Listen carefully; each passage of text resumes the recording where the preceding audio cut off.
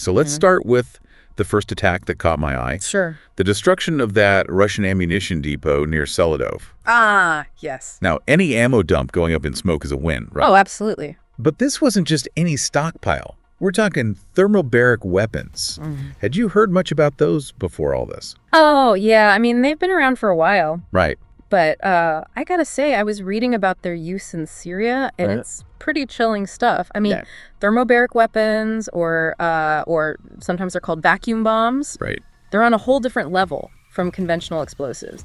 They literally suck the oxygen out of the air to create this massive blast wave. I mean, it sounds like something out of science fiction. It does, doesn't it? Yeah. But it's very real and incredibly destructive. Yeah, and I can only imagine how devastating those things must be in the open terrain of eastern Ukraine, where Russia's been trying to make progress. Absolutely. Think about it. Those wide open spaces, very few places to take cover. Right. A thermobaric weapon detonates, and it's just wiping out everything in a huge radius. So you've got Ukrainian troops they've dug in. They're relatively well protected. Right. But the Russians, if they're trying to advance, they're much more vulnerable to this kind of attack. Oh, yeah. It's incredibly effective against both infantry in the open and really any kind of entrenched position.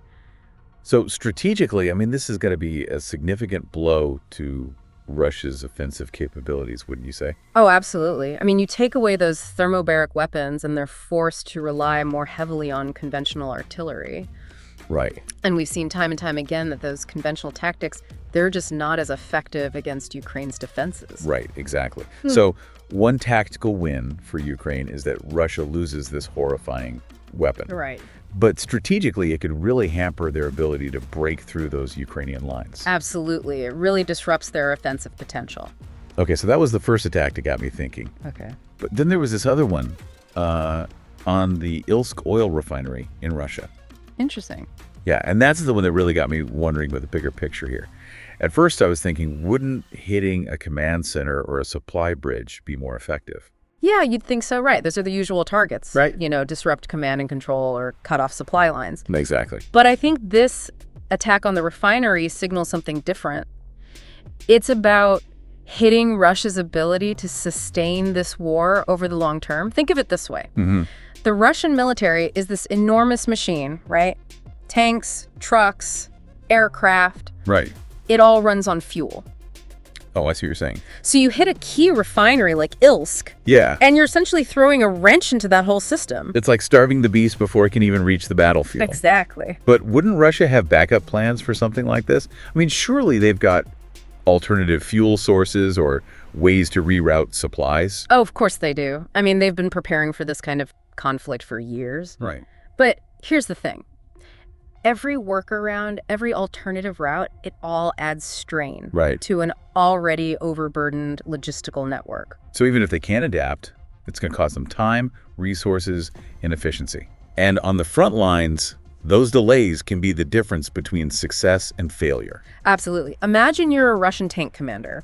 Yeah. You're massed up near Belgorod, ready to push forward. Right. But suddenly your fuel shipments are delayed because of this attack on Ilsk. Yeah, that's going to cause some serious problems. It throws everything off. Your timetable is disrupted. Your troops are demoralized. Yeah, you're stuck. And the Ukrainians, they're able to exploit that weakness.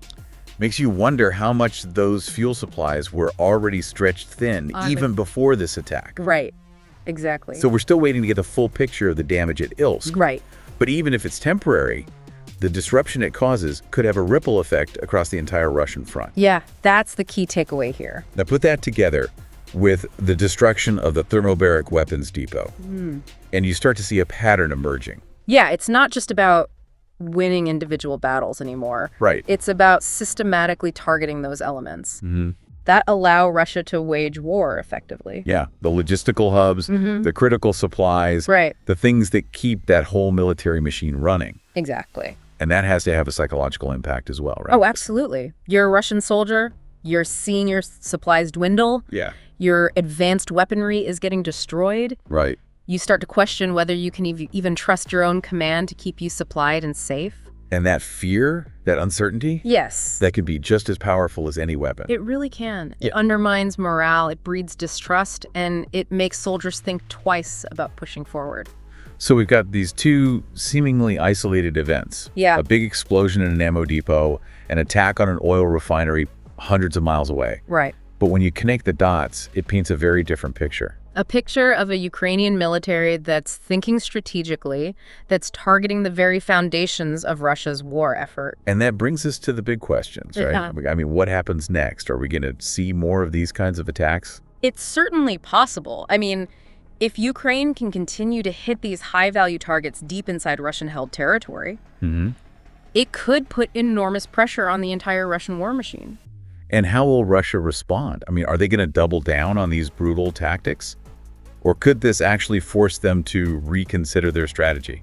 I mean, that's the million-dollar question, isn't it? Yeah, a lot to think about as we watch this conflict unfold. Absolutely. And I think these two attacks, they're just the tip of the iceberg. I think we're going to see a lot more of this kind of strategic thinking from both sides as this war grinds on. That's a good point. I mean, this is just one small piece of a much larger puzzle. Right. So for all of you out there who are following this conflict as closely as we are, keep those questions in mind. Yeah, pay attention to those seemingly minor reports. Right, those little details. Because they often hold the key to understanding the bigger picture. Exactly.